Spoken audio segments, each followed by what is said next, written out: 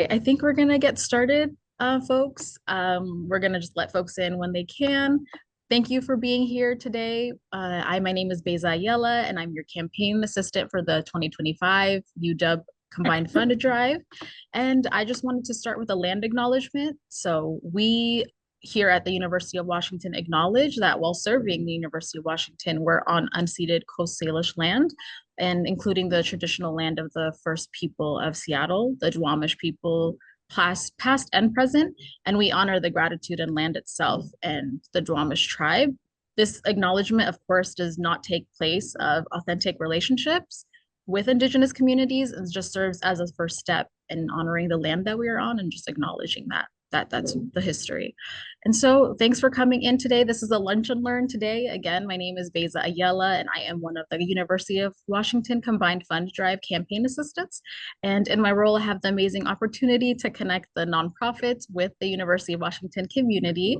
And so for this lunch and learn, we're just highlighting the local nonprofits, the local human service nonprofits, meeting essential needs and supporting long-term stability for families and communities in the local Seattle area. And so in a moment, I'm going to invite the speakers to introduce themselves and their organizations as well. And then they'll have about 10 minutes to present. And then afterwards, we'll open up questions after they've all gone. And so if you have any questions, feel free to private message me or put it in the chat, and we'll totally get that to them. And I'm also going to send in a link for folks to be able to donate through payroll for the folks that are here today. And I will make sure to look out for that in the chat.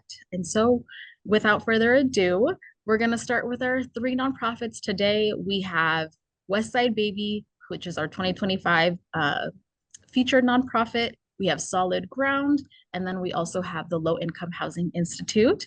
And so I'm gonna let WestSide Baby take the reins. And we have Morgan here, who's graciously made time for us today. And so Morgan, if you could tell us more about the WestSide Baby and just about the organization and yourself. Yeah, that's great. Thank you so much, Beza. My name is Morgan McGinn. I use she, her pronouns, and I am the Director of Development and Communications for WestSide Baby.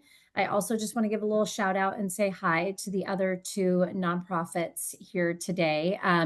It is a wild time to be serving in a nonprofit capacity. The need is high, and so kudos to all of you. Yes, not a problem. Kudos to all of you for the work that you are doing within your communities. I'm really excited to be here today, particularly because I just am home from the 2025 conference on U.S. poverty and basic needs. So I was completely immersed in the world of basic needs. Last week in Las Vegas, I saw no sun, but I did learn a lot. I'm completely inspired and really just glad to be back in the office doing the work because there's a lot of work to be done. So I do have a PowerPoint that I'm going to walk through with you all. Some of you may have heard my presentation. I've tried to kind of, switch it up a little bit each time. And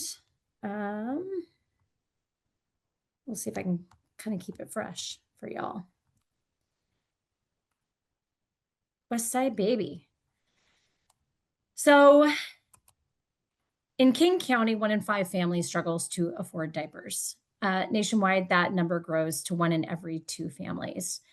A staggering statistic that I heard last week at the conference is that families experiencing struggles with basic needs, and specifically diaper need, nationwide, 13% of those families are working 2 jobs.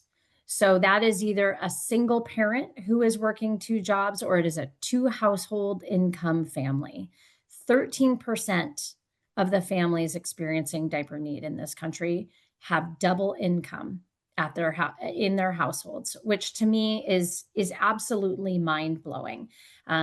What I think see and hear a lot is there are stereotypes around need and why people might need to utilize organizations like WestSide Baby.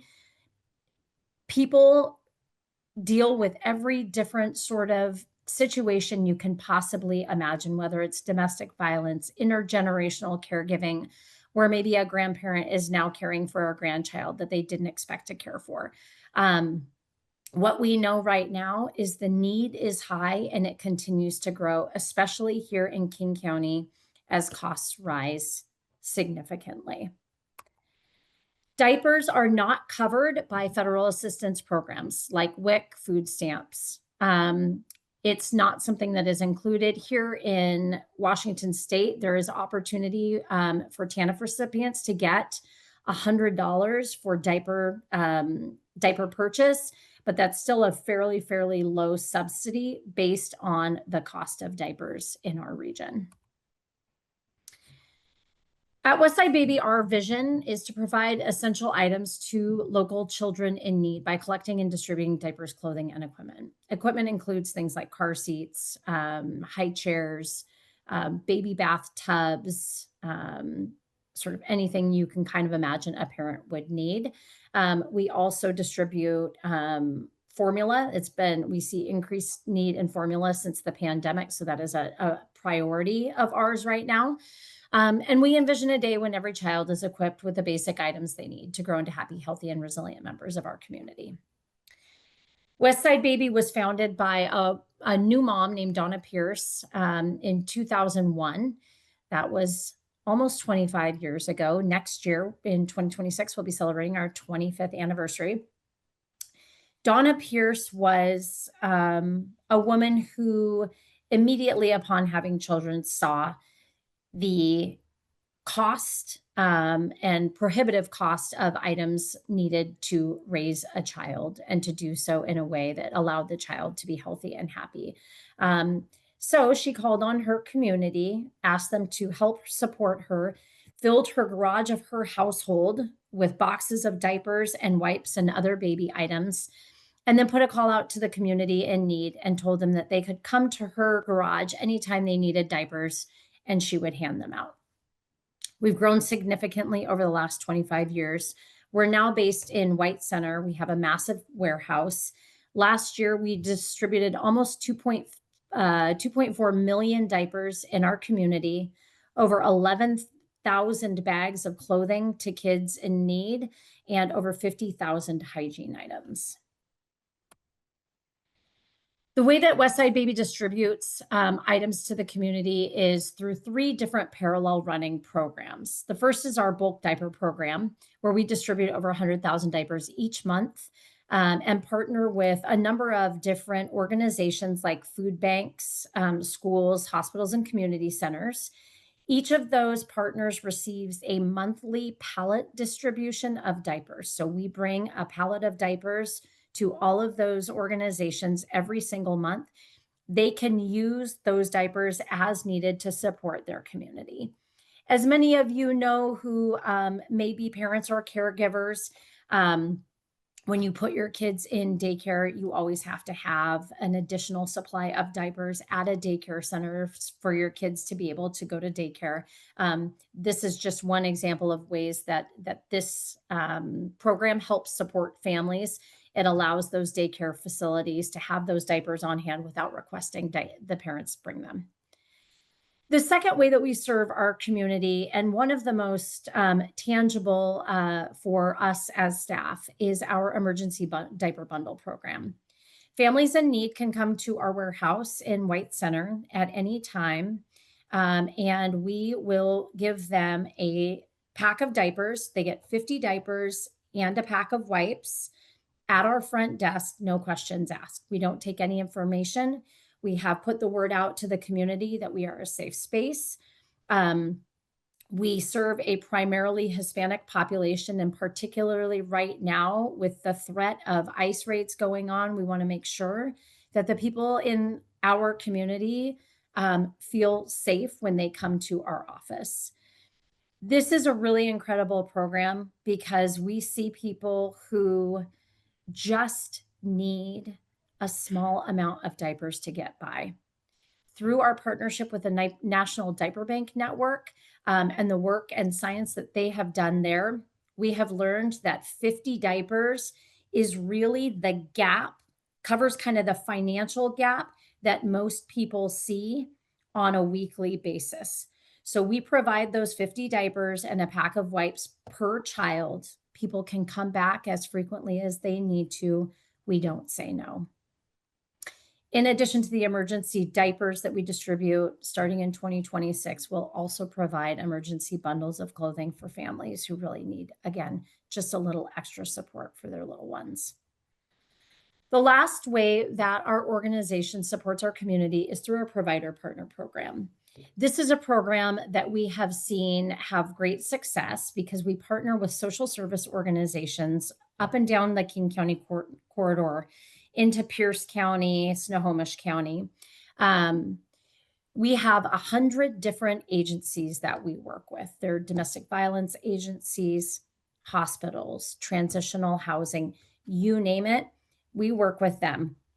They have a caseload of clients that they work with who can put orders in through an online portal for clothing, formula, car seats, diapers, toys, you name it. Again, anything you might need, including even maternity items for expecting moms, anything you might need to help you raise your child.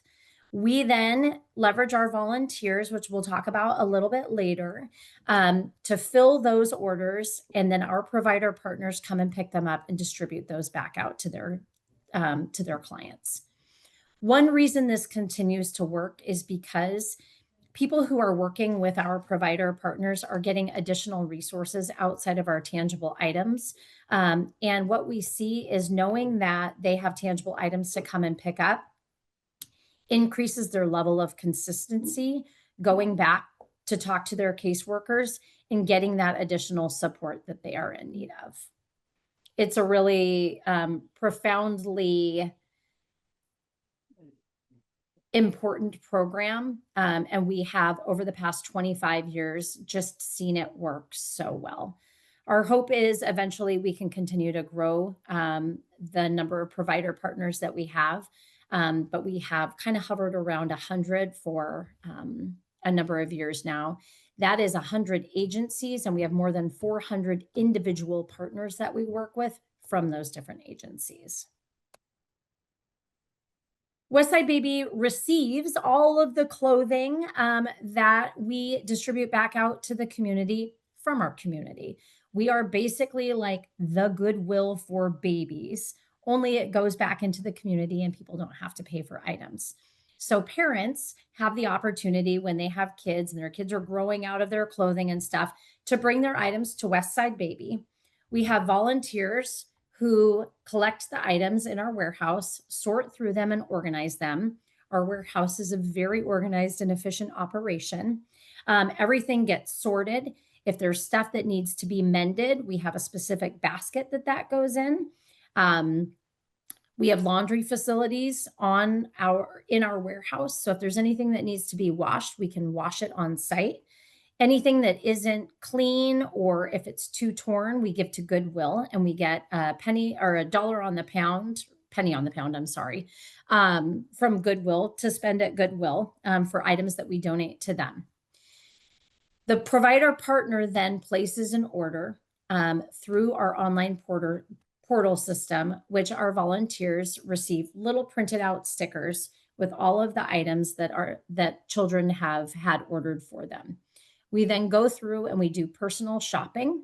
We fill these orders. It's very, very fun. If you haven't had a chance ever to volunteer at WestSide Baby, you should experience it. It's a great opportunity to go in and really kind of get to know the kids that you are helping to support, because we get the child's name, we get their age, we get their weight, and then we get some specific notes about items that are interesting that they might need.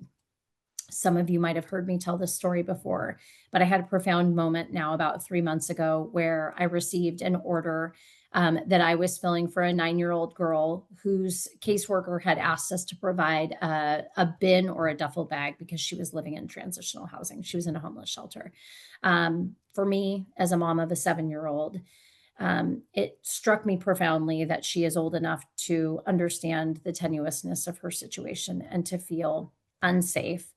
And I had the opportunity in that moment to shop for her and to find her items that I really felt like would make her feel safe, would make her feel secure, and to allow her to know that somebody in the outside community was thinking of her and cared about her. Once the items are put into our bags, the provider partners come and pick them up and they redistribute those out to their clients. This donation life cycle is really beneficial because it's a way for it's a real pathway of engagement for community members. And everyone knows that their donations to WestSide Baby go to a really great cause, to helping out other parents. I want to talk a little bit about our volunteers and why our volunteers are so important. I think WestSide Baby is an organization. We have 9 full-time staff. We have 9 staff. 7 of those staff are full-time. The amount of work that we do distributing 2.4 million diapers every single year is impossible without the help of our volunteers. We have thousands of volunteers that come through our doors every single year, including community and corporate groups, churches, school groups, and more. We are a place that is open to having kids volunteer. We do an evening volunteer event quarterly at our warehouse called a Sip and Sort, where parents can come and bring kids of any age, even toddlers. And we have volunteer projects set up so that everybody in our community can participate in giving back. We host teen hour volunteer sessions every week for local teenagers, which is really helpful because they need their volunteer hours for school. And honestly, we need their help to get the work done. We also, in those groups, are really, one of the cool things is that we're really building out a future of people who are philanthropic minded and really well versed in what it means to give back. One of the other cool things that we do is we host volunteer hours for teenagers and adults needing special assistance so that everybody in our community has an opportunity to come and participate. We have also about 100 core volunteers who sign up for regular shifts each week. We make it very easy. They just do it on our little volunteer system. These volunteers focus on various projects within our warehouse, but we have some very specific things that volunteers like to do. We have van drivers who go to all of our collection sites around King County and pick up the different items that parents and stuff have brought to, say, a little gym location. We have a shoe lady whose entire job is to sort through all of the shoes that come into WestSide Baby, organize them, size them, make sure that they're clean, make sure that they have laces. That is her sole role in her volunteering work at WestSide Baby. We have a toy expert. She gathers volunteers and has them take home bags of Legos to make sure that all of the Legos are included. All of the puzzles have the puzzle pieces. All battery operated toys have working batteries in them. We send volunteer projects to people at home who can't make it into WestSide Baby because of physical limitations or time constraints. So we send home projects that are mending projects. We have a ton of people who sew at home. We do toy sorting at home. We have a little boy whose mom is on our board, and for about 3 years now, he has done toy sorting for us. So once a month, his mom comes in and grabs a bag of toys, sends them home, and he goes through and does the toy sorting. It takes all types of people who are committed to help us get this work done. Our volunteers literally make our organization. They aren't just helping deliver diapers or clothes. They're helping neighbors and they're strengthening futures. Every single volunteer that works with WestSide Baby is touching lives directly, and the impact is immediate and it's meaningful. Our volunteers consistently tell us while filling orders, they imagine the look of joy on a child's face when receiving a new toy or a new book, or the relief on a caregiver's face when they realize that they have warm clothes, formula, diapers, a car seat that they can provide their children with. One thing that we say at WestSide Baby regularly is that children don't choose their circumstances. Every single volunteer at WestSide Baby believes it's their honor and responsibility to support the people in our community who are struggling. We cannot do our work without our volunteers, and do really hope that, for those of you who haven't had an opportunity to come out to the warehouse and volunteer, we would love to have you. It is very easy to sign up to volunteer at WestSide Baby. And we would love the support. We need it. And we are so grateful to all of you for being ambassadors of our work out in the community. I wanted to take time because I know we only have 10 minutes to see if there are any other questions. I did see a question about gently used items. Let me see here. I'm going to stop sharing here so that I can see what the questions are in the chat. Let's see. Yes. Yes, gently used items. Yeah, I mean, we pretty much take anything. The only thing that's kind of off limits is cribs, just because we want to make sure that we are endorsing safe sleep options, and we can't do that as thoroughly as we would like if we are distributing cribs. We do take car seats right now. Our car seat donations are on pause through the end of this month.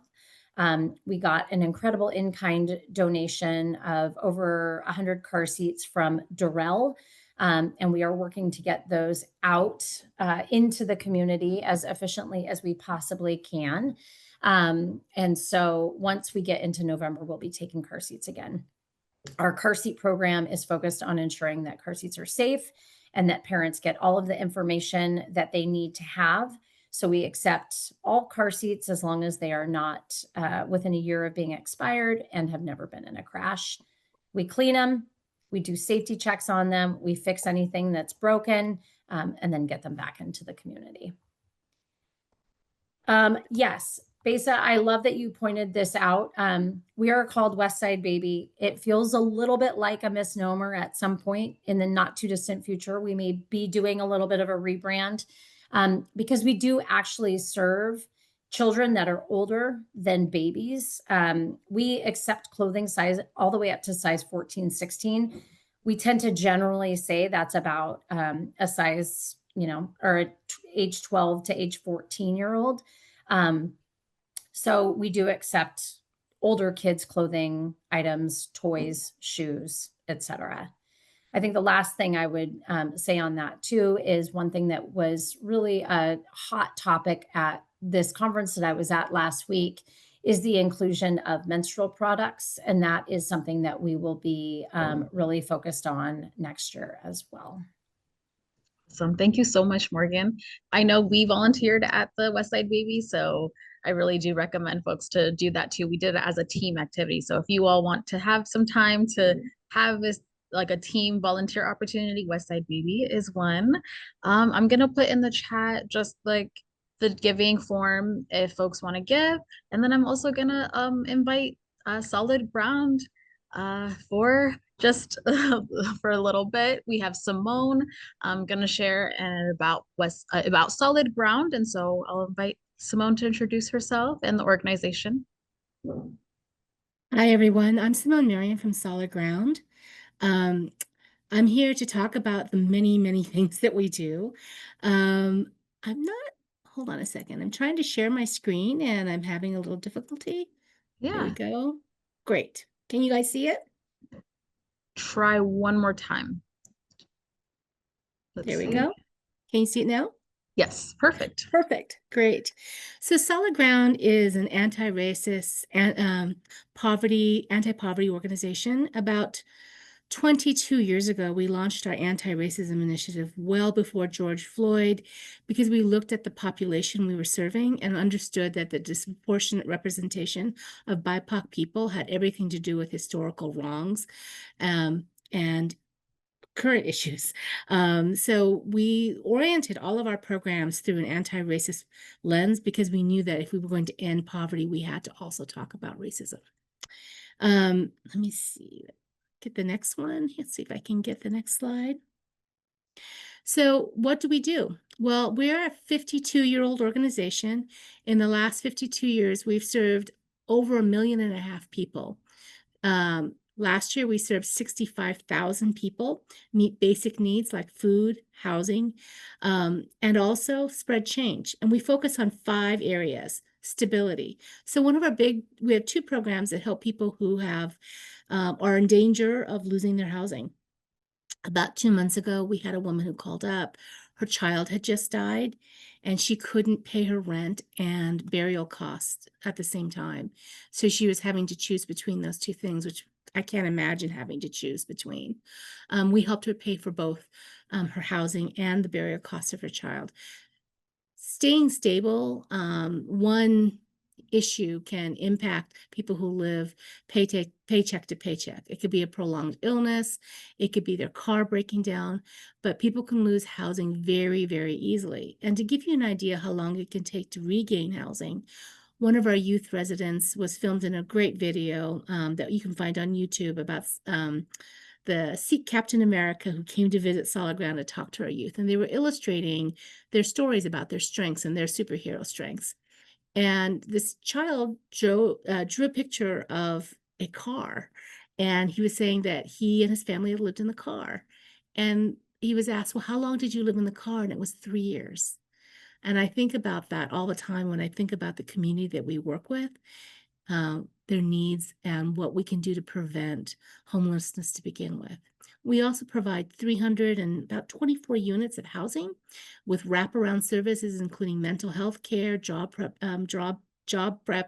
and career help for people who are escaping homelessness. We used to have this as temporary housing, but one of the things we realized was that for people who have low incomes, it was a revolving cycle, and that if we are true to our mission to end poverty with the people that we're working with, then they need permanent low-income housing in order to support stability. We have also a DV clinic, the last DV clinic in Seattle that accepts women and their children without any referral. Women can call up, they need services, and if there's room, they can access them. Food access and education. So community food education access is really important. We do food bank coordination for about 71 food banks. And we also operate a giving garden in the last farm in the city of Seattle, Mara Farm, where we grow about 3 tons of fresh food every year for neighborhood food banks and for the medical clinic there. Our transportation services, we're the largest contractor with Metro to provide paratransit services, access bus services. So we provided 179,000 rides last year to low-income, elderly, and disabled folks to get to and from their medical appointments, grocery shop, and to be able to have continued access to their community. And advocacy is a really big part of what Solid Ground does. Poverty Action is our legislative advocacy branch. And we convene communities who are impacted by poverty to meet with legislators to talk about policy issues that are impacting them directly. I also want to put a shout out to the food education program. One of our biggest volunteer programs is at Mara Farm, where we host work groups, including people from UW who have volunteered to harvest, grow, plant, and weed. And that service is so needed because we only have one person who actually works at the farm as a staff person. All the food that we grow grows because we have community members like you who are concerned about how hunger impacts our community and volunteers as work groups. And it's also a really fun day. People really, and I want to make a big shout out to Brooke because I know she's on this call, and to thank her and her work team for coming in the past. Okay, I'm going to scoop that one over. We nurture success. So our programs, if you're going to end poverty, you can't just give people services. You have to help them find ways to heal from poverty, disrupt generational poverty. And that's really important, especially for our kids. We have mental health counseling for kids, and it's not what you might think necessarily. So like dumpling making can be a mental health moment where kids are together and they're learning boundaries, they're learning conversation, they're talking about nonviolence, and all of these things help heal and grow healthy and resilient kids. Solid Ground is a catalyst for social change. So we develop strong collaborations with partner agencies. I want to shout out to WestSide Baby, who has helped many of our residents at Solid Ground, and also to the Low Income Housing Institute, who is, like a close relative. It's actually a spinoff of Solid Ground. So thank you both for what your organizations do. So we work with people with lived experience and coalitions to build stronger movements that make our community stronger.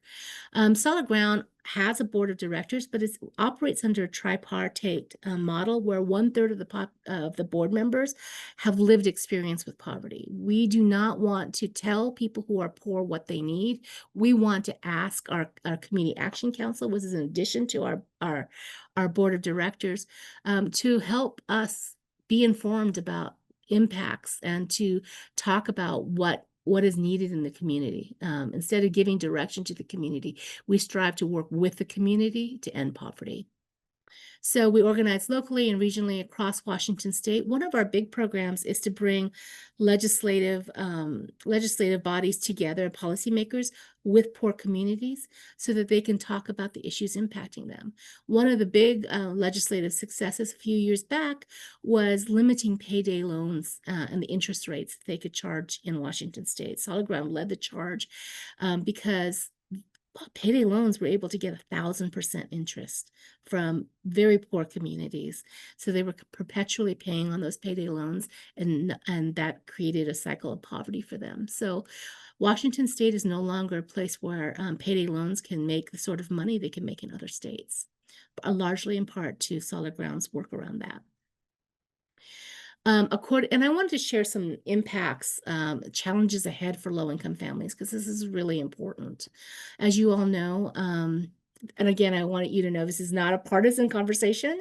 According to the Nonpartisan Congressional Budget Office, the proposed legislation, the Big Beautiful Bill, would deeply cut resources for our nation's poorest households.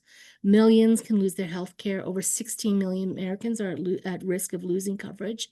It threatens critical healthcare infrastructure nationwide, and hunger will rise. It's a really big issue. 1 in 9 Washingtonians relied on SNAP. And I want to say that 70% of people who receive SNAP actually work full-time. The issue is that full-time wages no longer guarantee you enough food anymore. Cuts would worsen food insecurity with struggling families. And this one just really shocked me. The new definition of dependence on SNAP excludes kids ages 11 to 18 from food support, complicating access to nutritious food. 2 million plus children could lose or see reduced food assistance. And Solid Ground has been directly impacted already. We've lost $230,000 in SNAP Ed funding, which was one of our programs that went into low-income communities, housing, outside organizations to help low-income people maximize their SNAP benefits and create nutritious meals for themselves and their families. And lastly, I want to talk a little bit about Medicaid devastation in Washington state.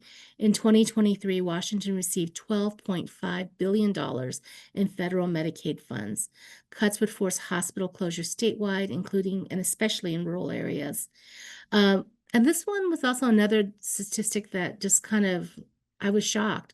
47% of Washington children are covered by Medicaid. So almost half the children in Washington state are likely to lose their health insurance. So this is our full program list. We operate a lot of programs. Again, we help 65,000 people with meeting basic needs and stabilizing so they can get out of poverty and live their best lives. Our Journey Home Rapid Rehousing, homelessness prevention in King County, the Broadview Emergency Shelter and Transitional Housing, We also have the DV clinic, Sandpoint Housing, North Seattle. That's the Magnuson Housing. We do Regional Access Point, the RAP, diversion program. We run tenant counseling services, and our food and nutrition programs include community food education, food system support. That's the 72 food banks that we help coordinate services for. Our Giving Garden at Mara Farm. Transportation includes the downtown circular bus, which I didn't mention, which is the free bus that runs downtown to help people mostly get to and from hospitals and homeless shelters. Advocacy and community resources. We have a benefits legal assistance program. I've always said that when you're poor, you need a really good lawyer. People who lose benefits like Medicare, Medicaid, or denied Social Security need legal access to help restore their benefits, and we help provide free legal access, legal help to help them get that. Our Resource Wire is an online support system to help homeless people know where and poor people know where resources might be, whether it's the food banks or, healthcare or whatever that they might be needing.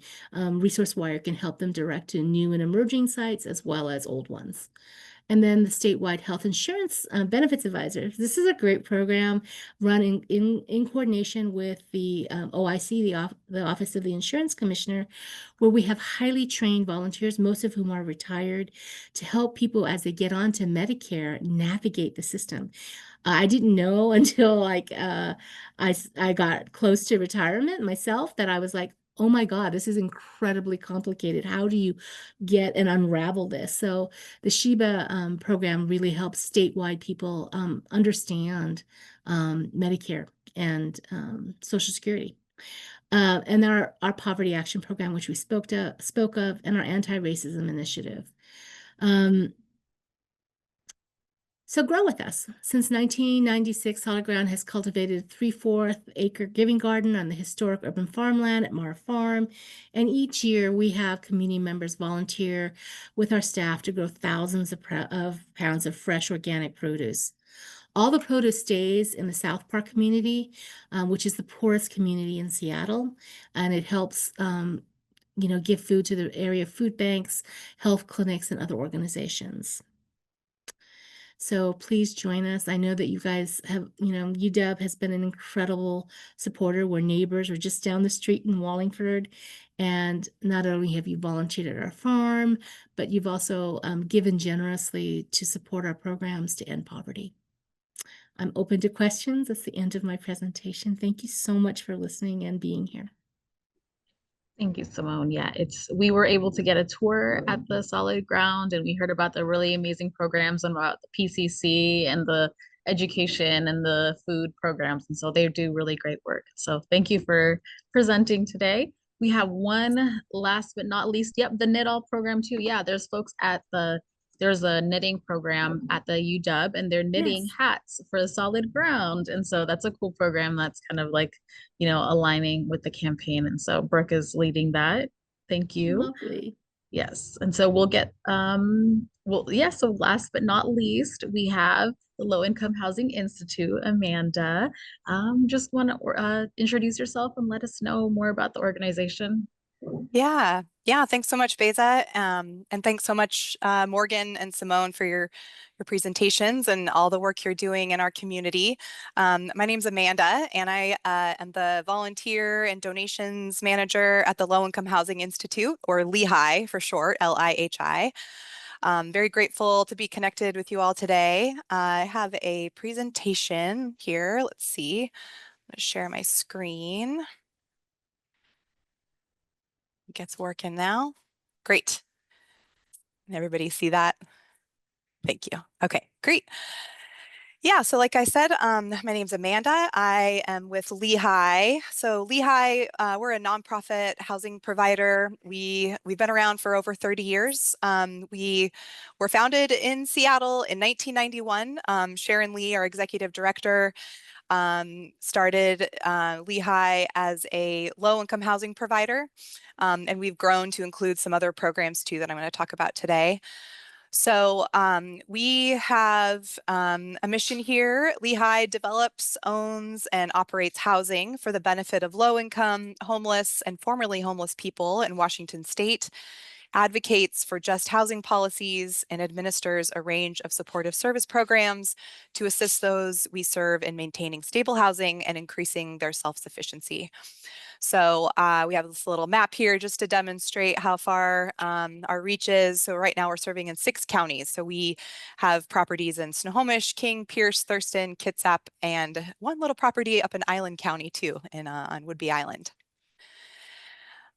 So we started, like I said, as a nonprofit housing provider. So that's kind of like still our main business, you could say, is that we develop low-income apartment buildings. So that picture there is of Tony Lee. That's a building up in Lake City. And that's a family building. So most of the units are rented by families. And then there's a REWA early childcare learning center on the ground floor. So all over the Puget Sound, Lehigh has these low-income apartment buildings. We have over 4,500 units of affordable housing all over the Puget Sound area. We also run 2 urban rest stops in Seattle. So there's one in Ballard and one in the downtown area.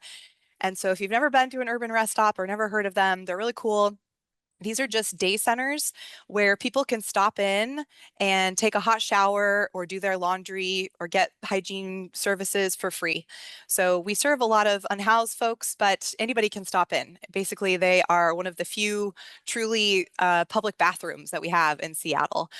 That is another program that we operate. And the last one I'm going to talk about, which I'm going to talk about most today, is our Tiny House Village program. And so we have about 15 tiny house villages right now in Seattle.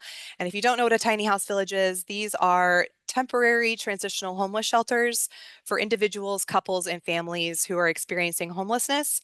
And this is the part of the organization that I operate in and are definitely the area where our greatest need is. And so I'm going to really focus on our tiny house village program today, tell you more about it.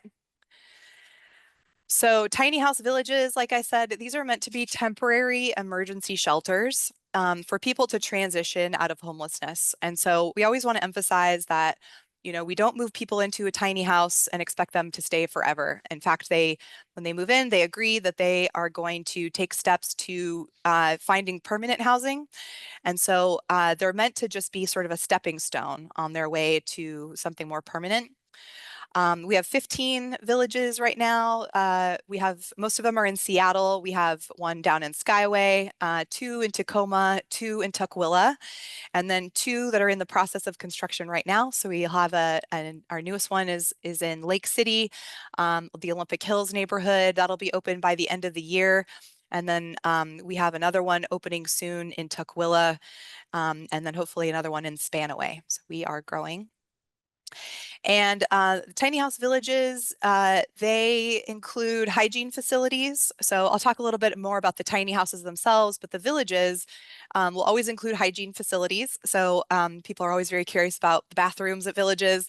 There's usually a separate bathroom trailer or a bathroom unit. So everybody has access to hot showers and flushing toilets, totally standard bathrooms.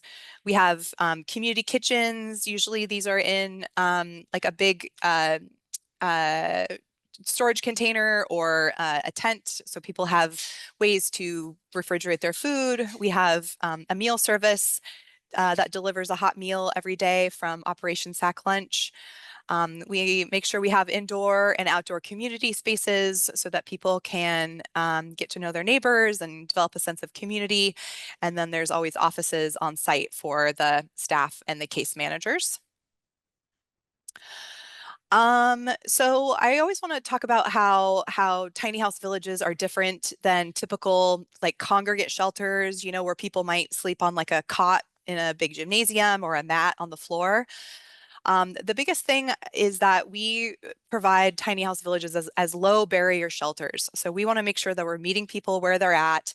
We don't have a sobriety requirement, for example. We want to make sure that we are providing people housing first, they're getting their basic needs met, and then provide them all of those wraparound supports so that they can move on to the next step in their journey.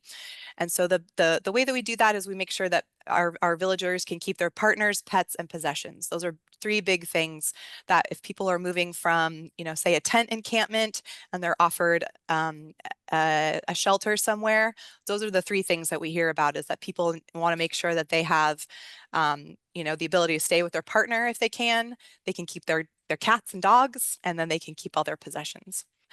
The villages offer a greater sense of community, safety, privacy, dignity, and autonomy.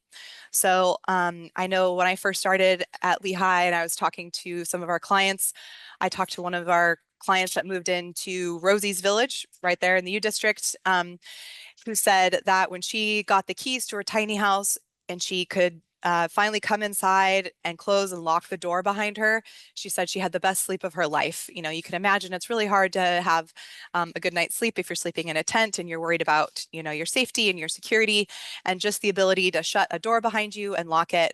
It provided her a great sense of rest and dignity.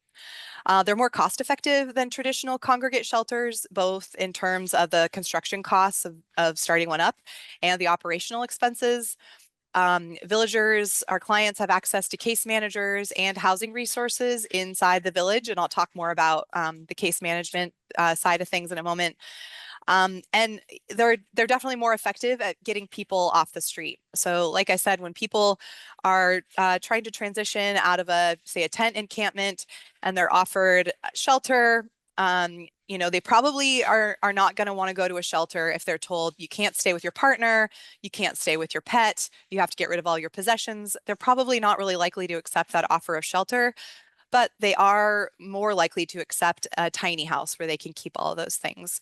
So definitely more effective than a traditional mat on the ground shelter situation. Here's some of our outcomes that we're really proud of. So since the program launched in 2015, we've sheltered over 3,000 people in tiny house villages. Every year we shelter over 800 people. And of those, 56% found stable homes. And so just to break that down a little bit, so 50% of the people moved out of a tiny house village and found permanent housing. And because Lehigh operates a lot of permanent housing buildings, our case managers have access to all of those vacancies. And so we have kind of a nice little pipeline to help people go from homelessness, shelter to permanent housing right here in our portfolio. And then 6% of those folks moved into transitional housing, which is usually housing that includes some kind of case management support. The majority of our clients are Black, Indigenous, people of color, and given the significant racial disparities that exist in the homeless population, tiny house villages are a crucial resource to the BIPOC communities. And most of the people who move into a tiny house village move out within 6 months. So like I said, we don't want a tiny house village to be anybody's forever home. We really emphasize that it's a place that they can, it's just used as a stepping stone and then move on to something else after. So the median length of stay is about 114 days. Case management. So I think this is really the key to what makes our program, not just a shelter, but a program to help people move on to their next step. So Lehigh has a whole division in our organization called Supportive Services. And so all of the staff members in Supportive Services help our clients with a whole slew of services. So definitely housing resources is a big part of that. We can help folks get employment, education, get people signed up for food stamps, help them get transportation to the food banks, get them healthcare resources. We can help people get their documents in order. We can help people get reconnected with their families, find mental health support, and then also get them enrolled in treatment and recovery programs. The tiny houses themselves, these are structures that are, some people ask, are these like sheds that you can buy at Home Depot? No, these are stick frame, fully constructed houses. They are exactly like any other house that's constructed. They're 8 by 12, fully insulated. They are not built with any sort of plumbing or electricity, and they're built on skids. And so we do this really intentionally. We make them under 120 square feet with no electricity and built on skids, so that we can pop up a tiny house village really quickly and get around some of the permitting issues that would normally really delay popping up an emergency homeless shelter. The city of Seattle actually considers these enhanced tents because we can pick them up and move them around. And then once they're placed in a village, we have an electrician come and wire them with electricity from the outside. So people do have 2 outlets. They can plug in their devices. Everybody has an overhead light. They are built by neighbors, volunteers, churches, pre-apprenticeship programs. So it could be like construction trade class at a community college, local contractors. And we also partner with another nonprofit called Sound Foundations Northwest that constructs a lot of our tiny houses for us. You could build a tiny house in your driveway at home. If you have, you know, a month or so to follow the blueprints we have online, we can deliver you a pallet full of lumber and nails and shingles, and you can make your own tiny house and then donate it back to us. We have a lot of just, you know, family and church volunteers who do that for us. This is what it looks like inside of a tiny house. So when people move in, everybody has a bed and a mattress. We make sure we have fresh bedding for everybody, some place to store their clothes, a space heater, a fan. Our newest units now have air conditioning, which is really exciting. They do get really hot in the summertime, so every unit will have an air conditioner. And then we also always provide a welcome kit. So it's usually like a little like laundry hamper, and we have volunteers that put those together for us. So they usually have like, you know, shampoo and soap and razor and socks and little handwritten notes we like to include in there too. The furnishings inside, the curtains, I always want to give a shout out to this wonderful volunteer from a retirement home on Mercer Island. They pump out these curtains for us. So I think every few months I go and pick up hundreds of these curtains that the folks at the retirement home. So for our tiny house villages, we have people who, you know, make quilts for us, who put together the welcome kits. We depend a lot on volunteer and community support to furnish everything. So here's some resources on how to support Lehigh and get involved. So you can volunteer. We have a lot of different volunteer opportunities throughout the year. We have a volunteer calendar on our website that has a few kind of ongoing volunteer opportunities. The urban rest stops that I mentioned before, they are always happy to have volunteers help, you know, just keep the facilities clean and welcome guests to the facility. We have some food service opportunities at a couple of our housing sites. And then my team also facilitates volunteer activities. Sometimes we're doing construction on tiny houses. Sometimes we're chopping down a blackberry bush behind a village. Sometimes we're painting tiny houses. We do a lot of different projects all the time throughout the year. You can make a donation. So I want to mention that we partnered with the UW Combined Fund back in 2021. That was before I worked here, but I did a little research and I found out that you all donated about $30,000 to Lehigh that year through the Combined Fund, which was really amazing. That paid for over 5 tiny houses to be constructed. So that had a major impact. Want to thank you all so much. I also know that some folks volunteered at Rosie's Tiny House Village, which is no longer there. It was at the corner of 45th and Roosevelt, right across the street from that Shell station. And you probably have driven by it recently. It's just an empty lot right now, but soon Lehigh purchased that land. We're going to be building a low-income apartment building there, and they will be our 3rd urban rest stop on the ground floor of that. So stay tuned. U District is getting a public bathroom on 45th and Roosevelt. So very excited about that. you can build a tiny house. Like I said, we can just deliver a kit of all the materials you need to build a tiny house to your driveway or parking lot. Our construction hub on our website has all the blueprints. Usually people just print it out and put it in a binder and follow along.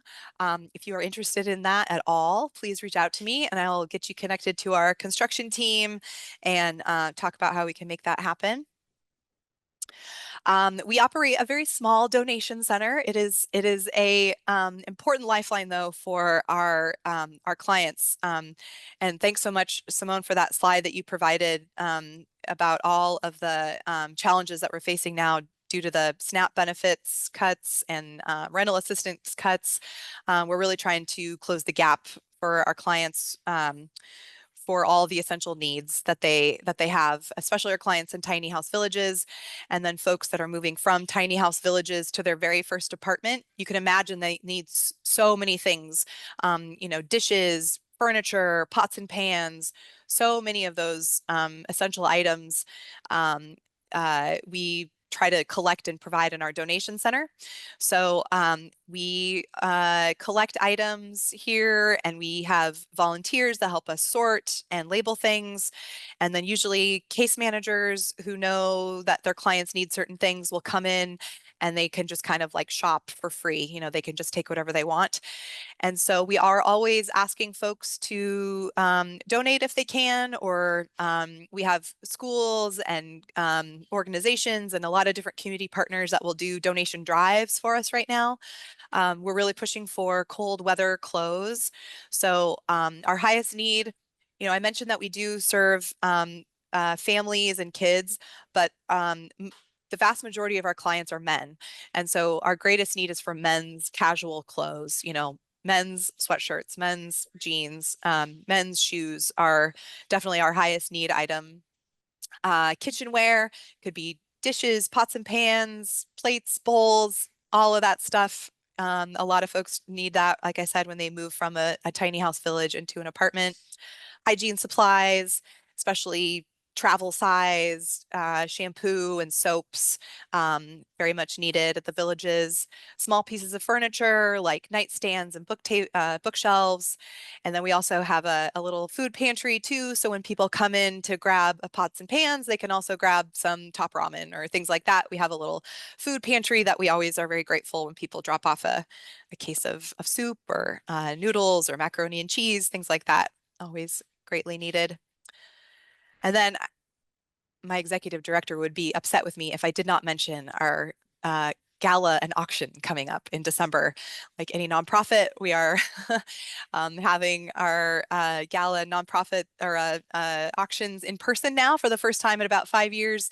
So on December 5th, we're going to have our in-person fundraising auction at the Four Seasons Hotel. It's going to be a big event. You can participate in this. You could become a sponsor. You could donate an item that we could auction off. You could just volunteer at the gala. You could join me and our team to help set up tables, greet folks, work at the coat check. We have lots of opportunities for people to get involved in our gala. And then also, you could also just bid on items in our silent auction. So starting November 19th, we'll have a silent auction online where you can bid on items, and then all of the proceeds from our auction go to support tiny house villages and urban rest stops. If you have any questions or any interest at all in supporting the gala, there's my contact information and our website where you can learn more about that.